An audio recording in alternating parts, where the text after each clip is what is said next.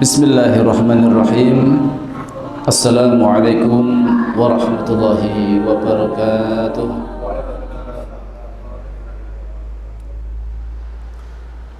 Alhamdulillahilladzi arsala rasulahu bil huda wa dinil haqq liyudhhirahu 'ala dini kullihi wa kafaa billahi shahida. Asyhadu an la ilaha illallah wahdahu la syarika lah.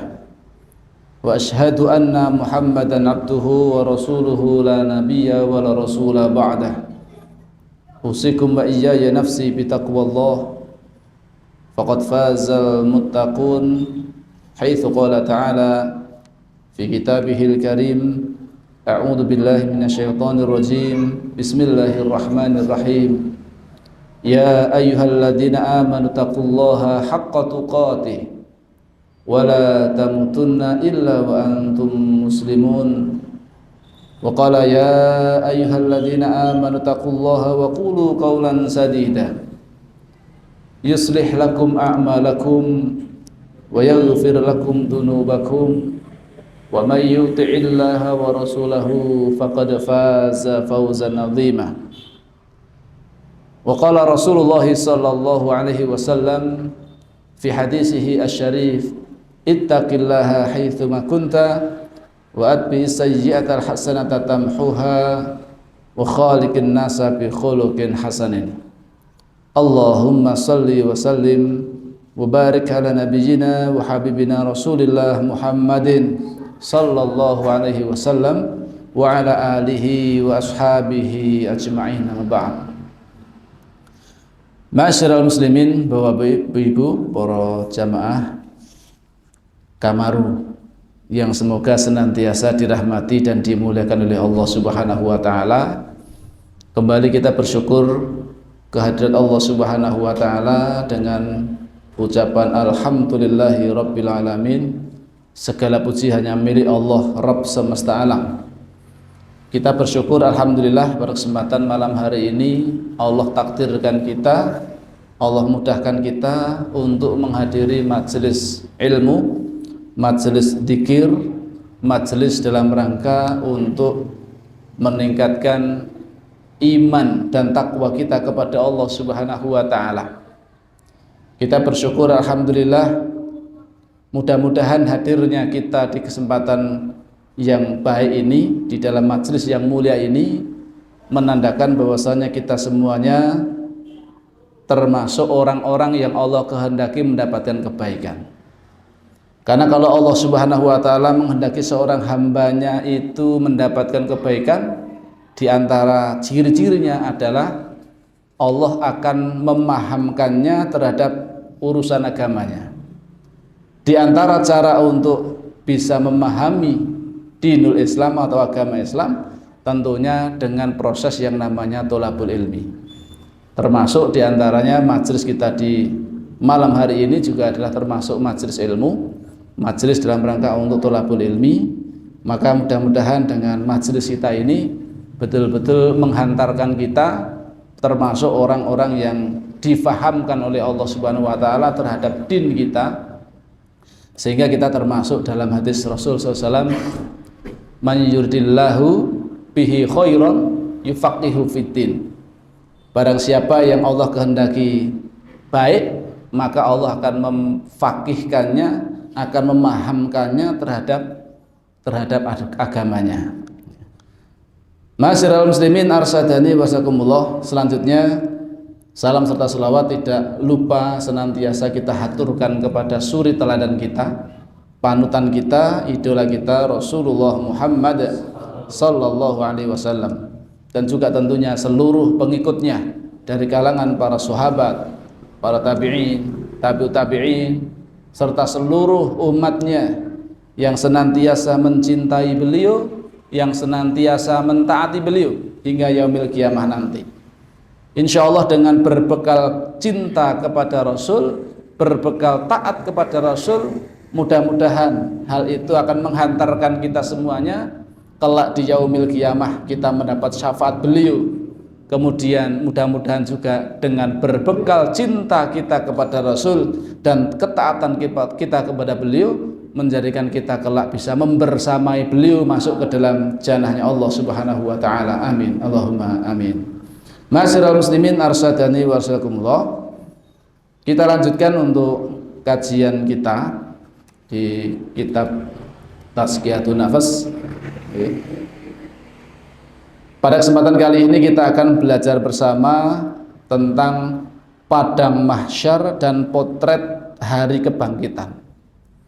Padang mahsyar ini merupakan salah satu fase yang akan dilalui oleh seluruh manusia. Kalau kita hari ini masih berada di fase kehidupan dunia, maka kelak kita akan masuk ke dalam fase berikutnya, yaitu fase alam barzakh atau alam kubur yang kemarin sudah kita bahas.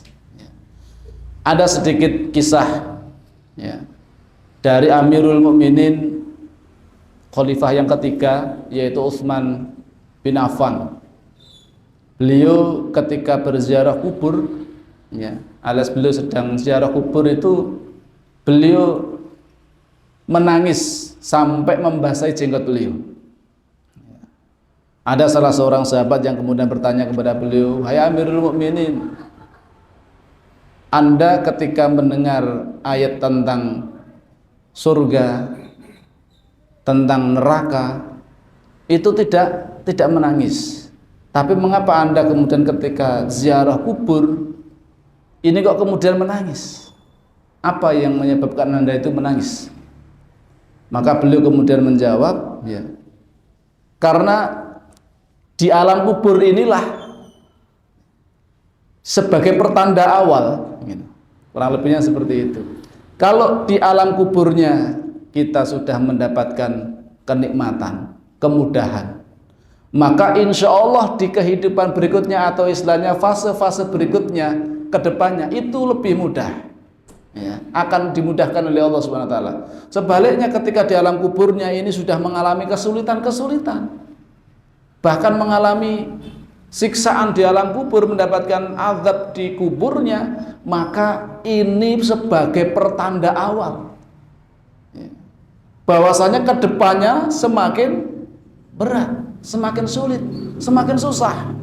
Termasuk ketika nanti memasuki padang mahsyar, ketika hari kiamat sudah ditegakkan, kemudian manusia semuanya dibangkitkan dari alam kuburnya masing-masing, dan buminya sudah berganti, bukan bumi yang kita pijak sekarang ini, sudah berganti ya, dengan namanya padang mahsyar itu. Semua manusia dikumpulkan di situ dalam kondisi telanjang, tanpa alas kaki, tanpa berpakaian, bahkan belum dikhitan. Itu semua orang kumpul di situ. Itu lebih berat bagi orang-orang yang kemudian ketika memasuki alam barzahnya sudah mendapatkan kesulitan-kesulitan. Ditambah lagi nanti kemudian fase-fase berikutnya ada mizan ya, 3 timbangan amal. Apalagi nanti sampai kemudian ya fase terakhir, yaitu ketika seorang ya masuk ke dalam jannah ataupun neraka. Karena memang pintu gerbang awalnya itu ya dari alam barzakh, itu alam kubur. Maka ketika seorang itu memasuki alam kubur kok mendapat nikmat kubur, mendapatkan kenikmatan-kenikmatan di alam kuburnya, maka beruntung, berbahagia.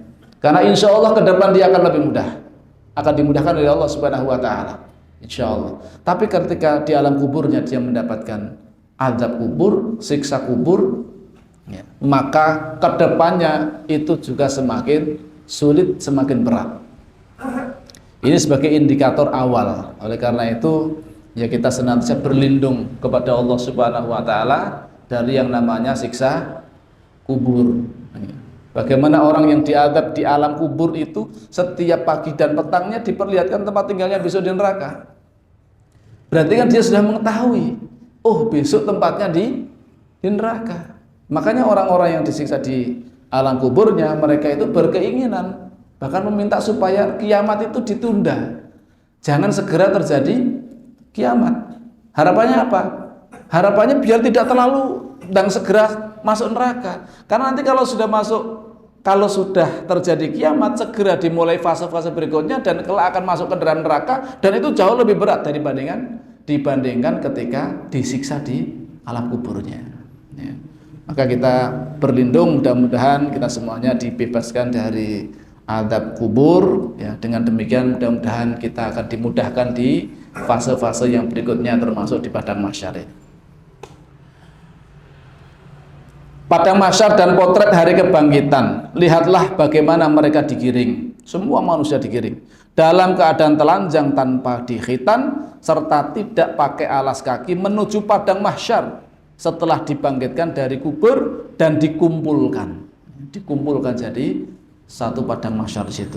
Semua manusia dari zaman Nabi Adam alaihissalam sampai manusia terakhir dalam kondisi seperti itu. Jadi Masya Allah, ini hari yang sangat berat sebetulnya. Suatu tanah lapang yang putih, sangat datar, dan tidak ada sedikit pun tempat yang lebih rendah ataupun lebih tinggi dari yang kau lihat. Alias semuanya rata semua, datar, putih, ya. Nggak ada kemudian bangunan-bangunan apa yang ditinggikan di situ, ya, atau ya, nggak ada. Itu semuanya putih, kemudian sangat datar. Ya. Tidak ada sedikit pun tempat yang lebih rendah ataupun yang lebih tinggi. Jadi rata semuanya begitu. Manusia semua dibangkitkan dalam kondisi seperti itu. Masya Allah. Dan ini bagian yang sangat penting ya ikhwah. Bagian yang sangat penting adalah ketika seseorang, ya, kita semuanya sebagai orang yang mukmin itu senantiasa beriman kepada hal yang gaib. Termasuk perkara gaib adalah beriman terhadap peristiwa-peristiwa yang akan terjadi besok setelah kematian kita, termasuk alam kubur, termasuk ya peristiwa di padang mahsyar. Ini kan bagian perkara yang gaib. Ya. Kalau disebutkan ilmiahnya gimana? Ya susah kalau tentu harus ilmiahnya, karena keimanan itu ya kadang-kadang tidak membutuhkan apa istilahnya pembuktian secara ilmiah, secara indrawi manusia. Karena itu sesuatu yang gaib. Itu ranahnya ranah iman. Kita yakin ya Allah telah memberikan informasinya di dalam Al-Quran melalui lisannya juga Rasulullah SAW, maka kita yakini. Kenapa kita yakin dengan seperti itu? Itulah ya. Allah pun sudah menampakkan bukti-bukti kemahakuasaannya, ya, kemahaesaannya dan sebagainya, bukti-bukti bahwasanya Allah adalah satu-satunya zat yang berhak untuk disembah, ya. Baik dari Al-Quran maupun dari hadis Rasul maupun dari sunnah-sunnah kauniyah yang ada. Ini menunjukkan pencipta, pengatur, pemilik alam semesta itu ya hanya satu. Dan ini lagi viral juga ini ketika ada apa istilahnya orang membuat apa robot kecerdasan itu kan, ya, ChatGPT itu, ya, itu ketika ditanyakan tentang apa istilahnya tentang apa istilahnya agama yang paling benar. Ya, dijawabnya Islam di situ. Karena yang paling makul, paling logis dan paling data-datanya paling lengkap, paling akurat. Ya. Ini bahkan yang memvideokan itu bukan orang Islam.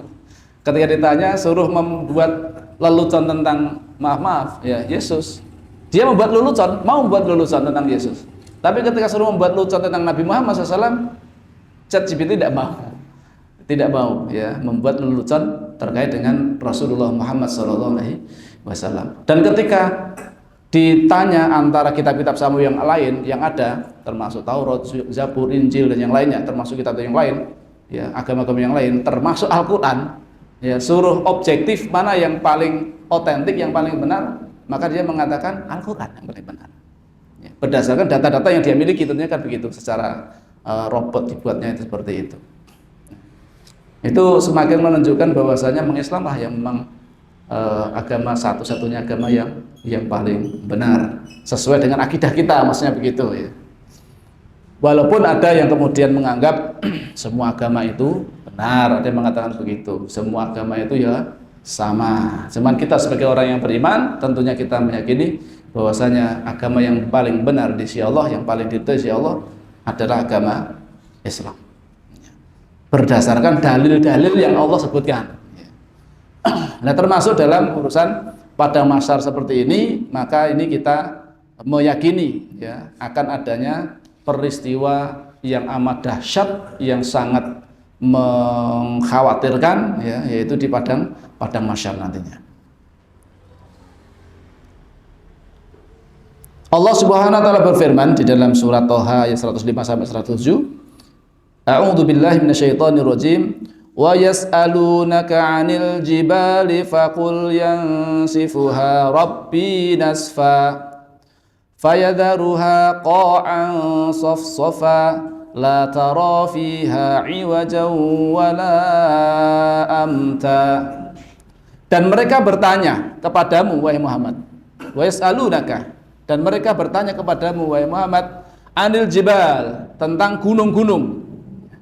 Maka katakanlah, Rabbku akan menghancurkannya di hari kiamat sehancur-hancurnya.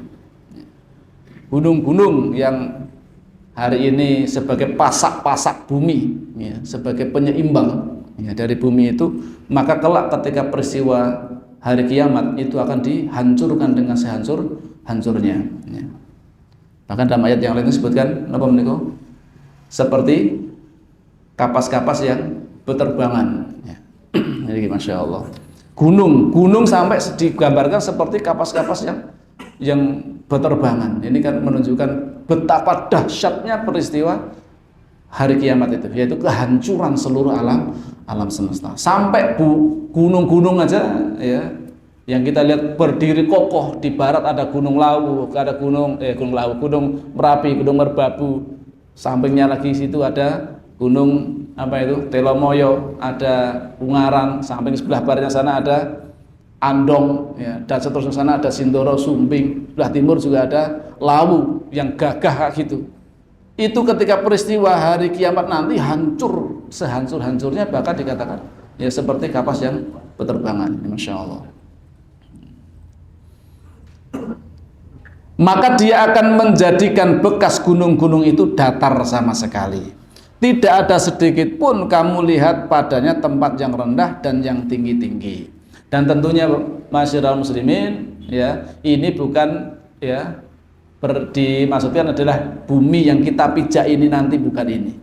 Akan tapi itu nanti buminya sudah berganti, alamnya sudah berganti, bukan di dunia ini, bukan di bumi yang kita pijak ini lagi, ya, tapi sudah berganti dengan bumi yang lain. Nanti ada dalil-dalil yang lain yang menunjukkan bahwasanya, ya, bumi itu yang kita tempati nanti di padang mahsyar itu tidak sama dengan bumi yang kita ijak hari ini. Di dalam surat Ibrahim ayat 48 disebutkan, yauma tubaddalul ardu ghairal ardi was samawat, ya, yaitu pada hari ketika bumi diganti dengan bumi yang lain. Bumi yang kita pijak ini diganti dengan bumi yang lain, ya. Dan demikian pula langit, ya. Alias alamnya sudah berbeda.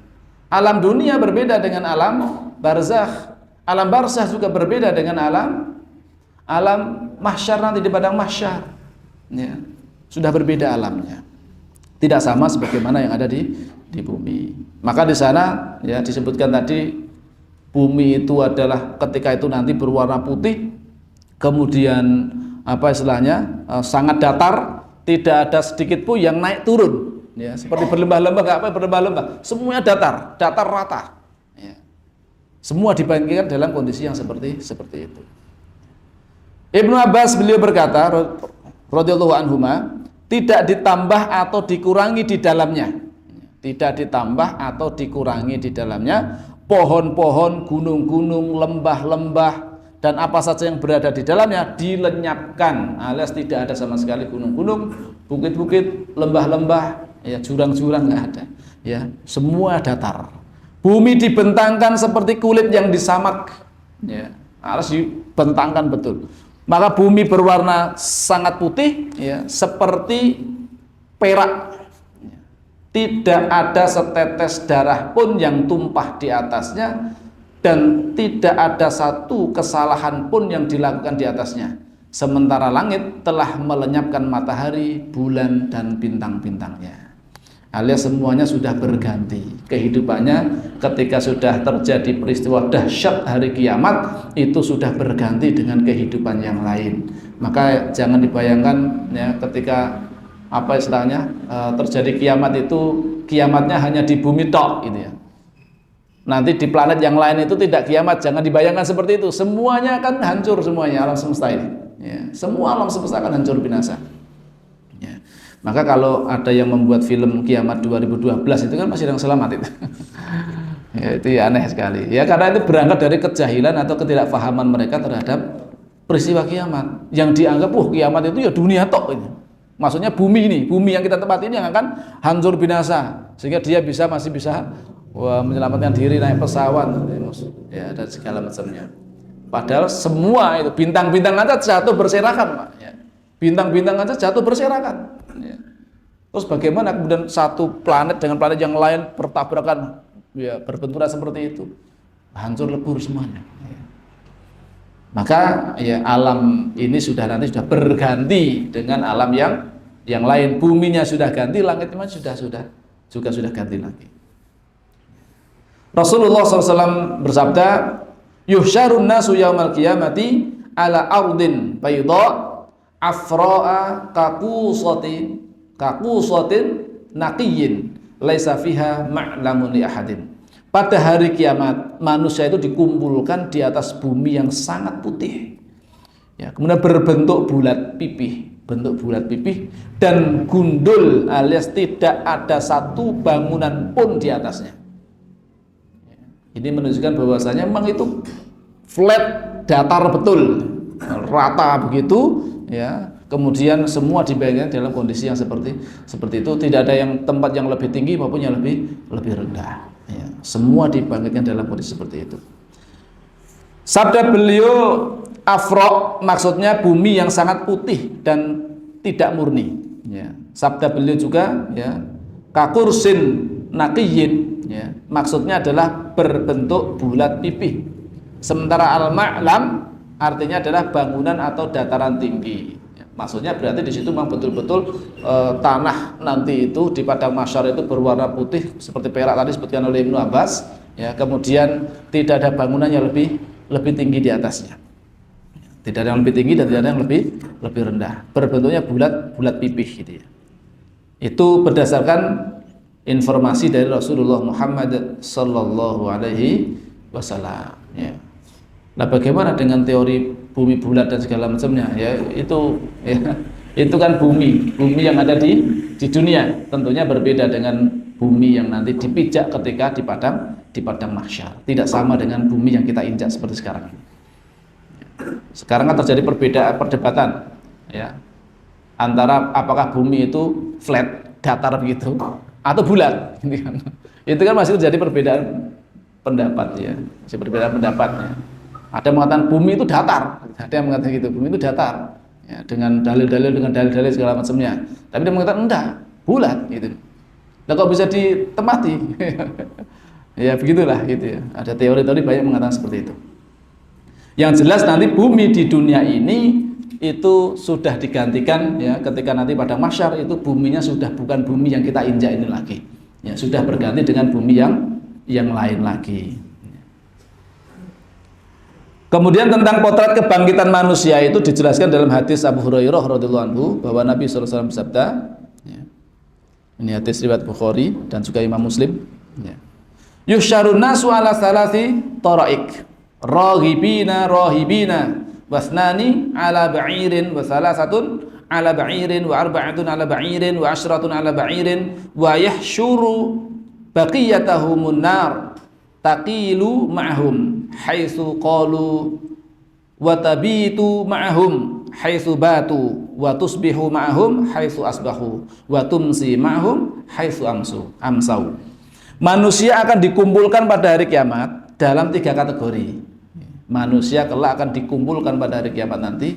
Maksudnya setelah terjadi peristiwa besar hari kiamat nanti akan dikumpulkan, ya, dalam 3 kategori. Yang pertama adalah orang-orang yang dalam kesenangan bercampur keharuan, ya, senang bercampur haru, ya, senang dalam kegembiraan ini. Berarti dia termasuk orang-orang yang akan beruntung. Ya. Yang kedua orang-orang yang naik kendaraan, ya, orang-orang yang nanti akan naik kendaraan. Ada 2 orang menunggang seekor hewan. Satu hewan dipakai untuk 2 orang, digoncengan berdua. Ada 3 orang menunggang seekor hewan. Satu ekor hewan ditunggangi 3 orang. Telon. Ada 4 orang menunggang seekor hewan. Ya, satu hewan digunakan berempat. Dan ada 10 orang yang menunggang seekor hewan. Ini, Masya Allah. Tentunya ya berbeda-beda Pak, sesuai dengan amalnya masing-masing. Kemudian yang ketiga, orang-orang yang selain mereka di atas. Ya, berarti bukan termasuk orang yang dalam kondisi kesenangan dan bercampur haru tadi, bukan pula orang-orang yang naik kendaraan. Ya, baik itu boncengan apa istilahnya naik kendaraan, ya, ada yang 2 orang menunggang 1 hewan dan seterusnya sampai 10 orang tadi itu, ini nggak termasuk dalam naik hewan itu. Ya. Selain mereka di atas, mereka dikepung oleh api. Jadi ini adalah orang-orang yang mengalami apa istilahnya kesengsaraan, ya, di padang mahsyar. Mereka dikepung oleh api. Api tersebut selalu mengepung mereka pada malam, pagi, siang dan sore hari. Masya Allah.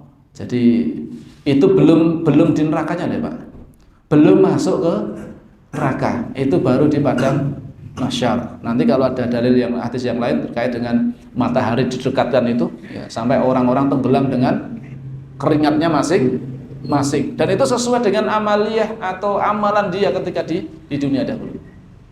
Maka di dunia ini yang sementara ini menjadikan kita itu ya mestinya harus lebih hati-hati dan waspada, jangan sampai tertipu dengan kehidupan dunia sehingga lalai dari kehidupan akhirat kita. Padahal kita nggak tahu, ya, kita akan meninggalkan dunia ini kapan, kita nggak ada yang tahu. Ya, kita akan diwafatkan, dipanggil oleh Allah kapan, kita juga tidak tahu. Ya. Maka yang paling penting ya persiapannya apa yang sudah kita siapkan, itu yang paling harus kita pikirkan terus. Sudah persiapan apa kita di dunia ini? Amal apa yang sudah kita siapkan? Saya sudah berbuat kebaikan apa, ya, untuk Islam ini, untuk umat ini dan seterusnya. Ya, bagaimana kita ini senantiasa berpikir hidup saya itu harus bermanfaat untuk orang lain. Ya.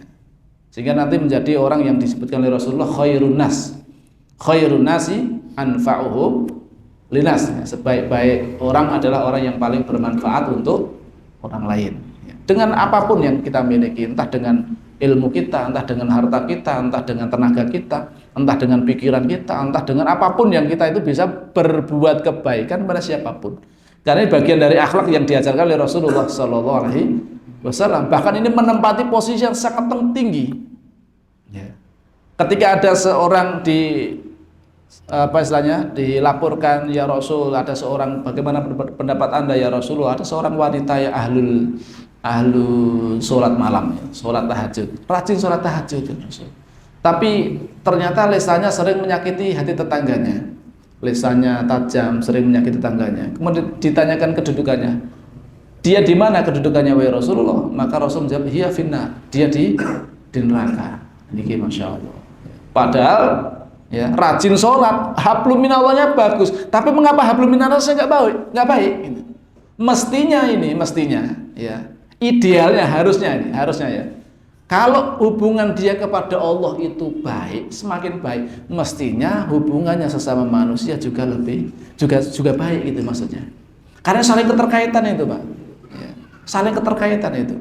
Maka Rasulullah SAW itu sering mengkaitkan antara iman kepada Allah itu dan hari akhir dikaitkan dengan akhlak yang baik. Mesti gitu. Ya. Man kana yu'minu billahi wal yaumil akhir falyakul khairan aw liyasmut. Man kana yu'minu billahi wal yaumil akhir falyukrim jarahu. Hendaknya memuliakan tetangganya. Falyukrim dhaifahu, hendaknya memuliakan tamunya. Ini kan berarti menunjukkan ada keterkaitan antara kualitas iman, semakin bagus imannya, semakin kuat imannya kepada Allah dan hari akhir, mestinya akhlaknya semakin baik. Ya.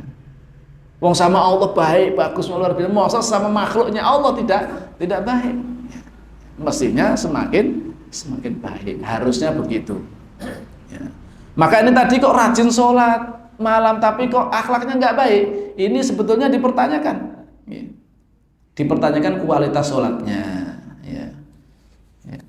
Itu makanya kita ketika sudah sering ikut kajian, ya, ini jangan sampai menjadikan kita itu juga kemudian merasa, oh saya itu lebih baik daripada mereka yang belum ikut kajian. Jangan sekali-kali kemudian kita menganggap, oh saya itu lebih baik, karena ini mewarisi sikap sombongnya dari iblis yang dia mengatakan apa? Ana khairun minhu, saya lebih baik daripada dia. Khalaqtani min nar wa khalaqtahu min tin. Aku diciptakan dari api sedang dia cuma dari tanah. Ini yang menyebabkan iblis ini kemudian dilaknat oleh Allah gara-gara mempunyai sifat sombongnya ini. Sombongnya inilah yang menghalangi dia melaksanakan perintah Allah Subhanahu wa taala. Jadi celaka jadinya gitu. Maka ya kita semuanya jangan sampai kemudian ketika ada muncul perasa kita lebih baik daripada orang lain harus segera ditepis, karena itu jebakan dari iblis, jebakan dari setan, agar menjadikan kita itu kemudian merasa sombong, merasa diri kita lebih baik daripada orang lain, karena kita nggak ngerti, Pak. Betul, kita nggak ngerti akhir kehidupan kita itu apakah masih bisa istiqomah seperti ini atau tidak, kan nggak ngerti kita ini. Jadi harapannya tentunya kita berdoa supaya kita diberikan istiqomah seperti sekarang ini. Senantiasa istiqomah di atas keimanan kita hingga akhir hayat kita. Harapannya begitu. Tapi kan kita nggak ngerti takdir Allah Subhanahu wa taala. Banyak kisah-kisah orang-orang terdahulu pun juga begitu. Yang dulunya imannya ya bagus, ya. Tapi ternyata di akhir hayatnya justru malah murtad. Ya ada seperti itu. Sebaliknya yang barangkali dulunya ahlul maksiatnya luar biasa, malah menjelang wafatnya Allah beri hidayah, akhirnya dia masuk Islam atau dia bertobat kepada Allah Subhanahu wa taala menjelang wafatnya. Ini kan bagian dari rahasia Allah Subhanahu wa taala, kita nggak ngerti. Ya mungkin hari ini mereka belum sholat, mereka masih lalai, tenggelam dalam kemaksiatan. Ya kita doakan. Ya, kita doakan sambil kalau kita bisa mendakwai, didakwai dengan cara yang baik. Ya, dengan cara yang baik. Kalau mendapatkan hidayah dengan lantaran kita, alhamdulillah, ya kita dapat apa istilahnya, bagian dari pahalanya. Ya. Tapi kalau kemudian menolak, ya sudah, tugas kita hanya menyampaikan, tugas kita hanyalah mendakwahkannya. Ketika kemudian menolak, ya sudah, kita sudah lepas dari tanggung jawab itu. Maka kemudian diceritakan oleh Qatadah, ya, dari Anas radhiyallahu anhu, bahwa seseorang berkata, wahai Nabi Allah, bagaimana orang kafir dikumpulkan dengan cara diseret atas muka mereka? Kok mereka dibangkitkan dengan cara diseret di muka mereka? Terus gimana maksudnya itu nanti? Kok bisa orang jalan dengan kepalanya kan gitu? Ya, nek kalau orang-orang mbah-mbah dulu itu kan kalau medeni wow, so wani karo wong tuwa nek kualat. Kualat piye? Kualat iki kok kaya jambu mete. Ya, sirahe nang ngisor. Ternyata memang begitu, bayarnya memang begitu. Ya, nanti ada orang-orang yang dijalankan melalui kepala mereka itu. Kok bisa, gimana cara jalannya? Ya gampang lah bagi Allah. Ya, bagi Allah gampang. Allah menjadikan kita berjalan dengan kaki juga bisa. Allah pun juga bisa menjadikan seseorang berjalan dengan kepalanya. Ya entah dengan jungkal-jungkal gitu, ya kan? Ya Allah alam bisawab. Dengan kepalanya itu terjadi betul begitu nanti, Pak. Ya. Ini ada sahabat bertanya ini, ya. Anas bin Malik radhiyallahu anhu, beliau bertanya kepada Rasulullah SAW, wahai Nabi Allah, bagaimana orang kafir nanti dikumpulkan dengan cara diseret di atas muka mereka? Beliau pun menjawab, bukankah zat yang membuatnya berjalan dengan kedua kakinya, ya, di dunia ini mampu membuatnya berjalan dengan wajahnya pada hari kiamat? Masa orang percaya Gusti Allah itu? Allah yang menjadikan kita manusia di dunia bisa berjalan dengan kaki kita, kedua kaki kita. Allah yang sama juga mampu menjadikan orang di akhirat nanti berjalan dengan kepalanya. Sangat mudah bagi Allah Subhanahu wa taala. Nah, saya ini kan orang mau apa istilahnya anjir gitu kan, berjalan pakai kaki, kedua tangan ya, dengan kaki di atas itu kan malah hebat itu. Wah, hebat itu. Ya, orang bisa berjalan dengan tangannya itu. Wah, jalan kemana-mana pakai tangannya itu. Itu kan hebat ya. Tapi kalau di akhir orang berjalan dengan kepalanya itu bukan hebat, Pak. Itu alamat kesengsaraan itu. Mestinya yang lain berjalan dengan kaki, dia berjalan dengan apa? Kepalanya. Nauzubillah, tsumma nauzubillah min dzalik. Itu betul-betul nanti akan terjadi seperti itu. Kemudian Qatadah berkata, ya, demi kemuliaan Rabb kami, hal itu sebagaimana disinyalir dalam firman Allah Subhanahu wa taala di dalam surat Al-Isra ayat 97. A'udzubillahi minasyaitonirrajim. Wa nahsyuruhum yaumal qiyamati ala wujuhihim umyan wa bukman wa summa ma'wahum jahannam kullama khabat zidnahum sa'ira. Dan kami akan mengumpulkan mereka, yaitu orang-orang kafir tadi itu, pada hari kiamat nanti, ya, diseret atas muka mereka dalam keadaan buta. Na'udzubillahi min dzalik. Jangan bayangkan itu. Ketika dibangkitkan, dia diseret berjalannya dengan muka mereka, ya, dalam keadaan buta. Wis mlakune nggawa sirah, gitu. Nggak bisa melihat karena buta matanya. Bisu dan tuli.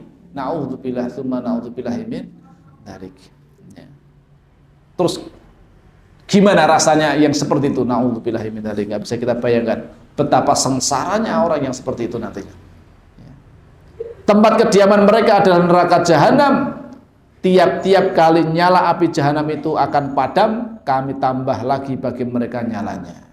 Jadi alias itu akan senantiasa berlangsung secara terus menerus, dan api itu nggak akan pernah padam. Ya. Sebagaimana istilah siksaan itu akan senantiasa terus menerus dan berulang. Ya. Termasuk di dalam surat Al-Humazah. Ya. Balasan bagi orang-orang yang suka mengumpat, seorang yang mencela, ya, akan dimasukkan ke dalam neraka Hutomah. Gitu. Wa ma adraka mal khutamah narullahil muqadah allati tattali'u 'alal afidah innaha 'alaihim musadah fi 'amadin mumaddadah. Mereka itu akan dibakar dengan api yang menyala-nyala itu, sambil mereka diikat di tiang-tiang yang dibentangkan itu, dan itu neraka Hutomah itu. Kemudian kalau penghuni neraka Hutomah sudah dimasukkan, semuanya akan ditutup rapat, nggak mungkin mereka bisa keluar dari situ.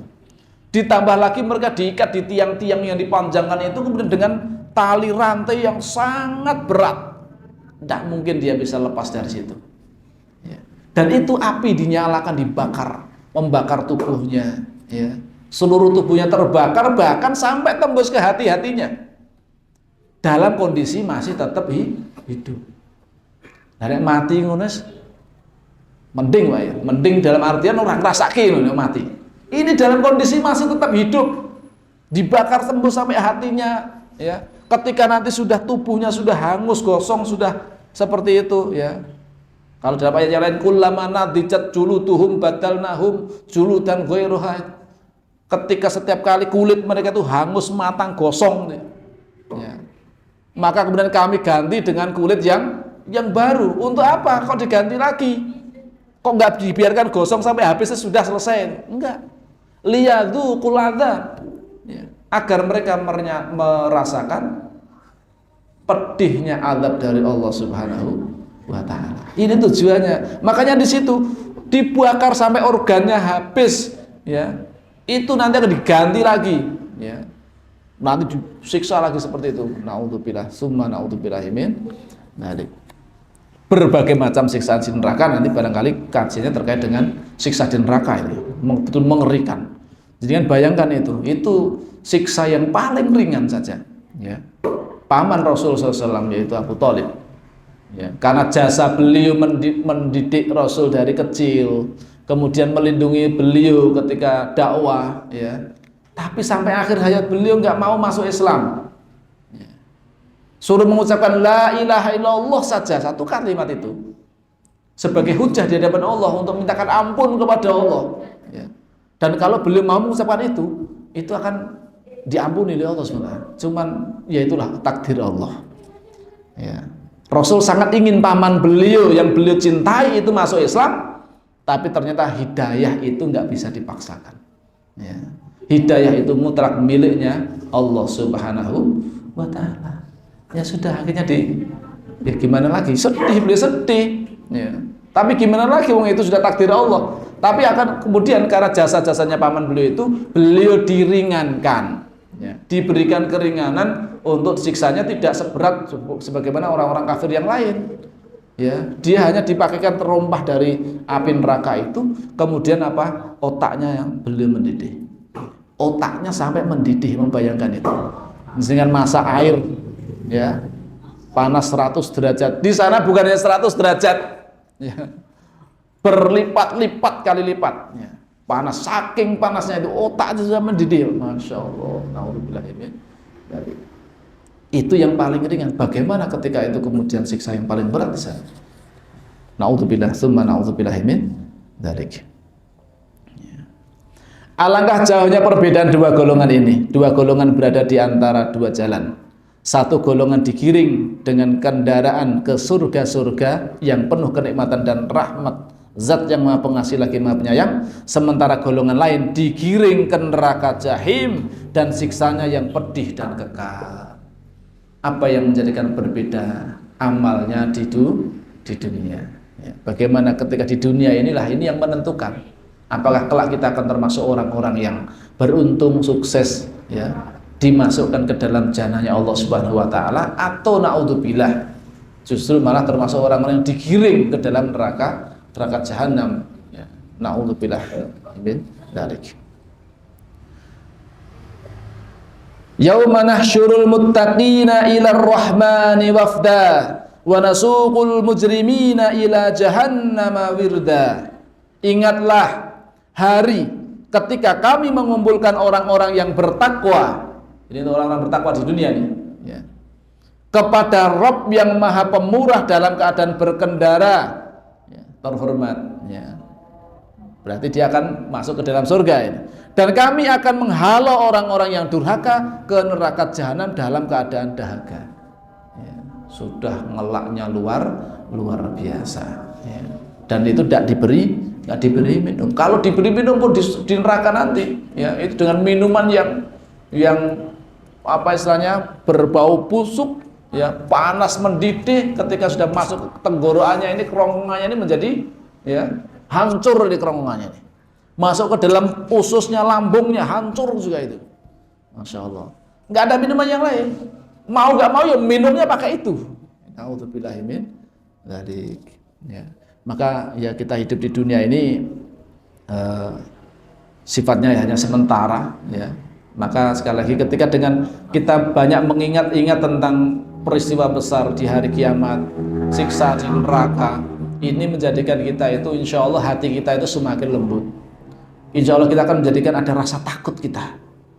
Ngapain kita di dunia kemudian semaunya sendiri, seenak udeli sendiri, nggak mau ibadah, nggak mau ini, hura-hura, foya-foya. Tapi kemudian akhirnya besok di neraka disiksa seperti itu dengan waktu yang sangat panjang, sangat lama. Naudzubillahi min dzalik. Maka dengan seperti itu menjadikan kita itu lebih, ya, sabar ketika di dunia, kita lebih baik, ya, menjadi orang-orang yang baik, orang-orang yang taat kepada Allah Subhanahu wa taala, ya. Kemudian dengan seperti itu, ya, harapan kita kelak di akhirat kita akan mendapatkan keberuntungan dan kebahagiaan dengan dimasukkan ke dalam golongannya orang-orang yang masuk ke dalam jannahnya Allah Subhanahu wa taala. Amin Allahumma amin. Masyaallah muslimin rasulullah, barangkali itu yang kami sampaikan. Insyaallah nanti kita sambung lagi, masih kaitannya dengan apa istilahnya peristiwa dahsyat nanti di padang mahsyar. Ini supaya menjadikan kita itu sekali lagi hati kita kalau ingat dengan akhirat itu bisa menjadi lembut. Di antaranya yang bisa melembutkan hati kita, di antaranya dzikrul akhirah. Di antara lain adalah dzikrul maut. Itu adalah hal-hal yang mesti kita lakukan agar kita itu, hati kita itu bisa semakin lembut. Kalau sudah semakin lembut, insya Allah mudah untuk menerima kebenaran dari Allah Subhanahu wa taala. Baik, barangkali itu yang kami sampaikan, kurang lebihnya mohon maaf, banyak kesalahan, kekurangan, kekeliruan datang dari pribadi saya sendiri. Ada benarnya mutlak datang dari Allah Subhanahu wa taala. Mudah-mudahan kita diberikan istiqomah di atas keimanan kita, dan mudah-mudahan Allah kumpulkan kita semuanya kelak ke dalam jannahnya Allah Subhanahu wa taala. Amin Allahumma amin. Marilah kita akhiri kajian kita di kesempatan malam hari ini dengan membaca doa kafaratul majelis. Subhanakallahumma wa bihamdika asyhadu an la ilaha illa anta astaghfiruka wa atubu ilaik. Assalamualaikum warahmatullahi wabarakatuh.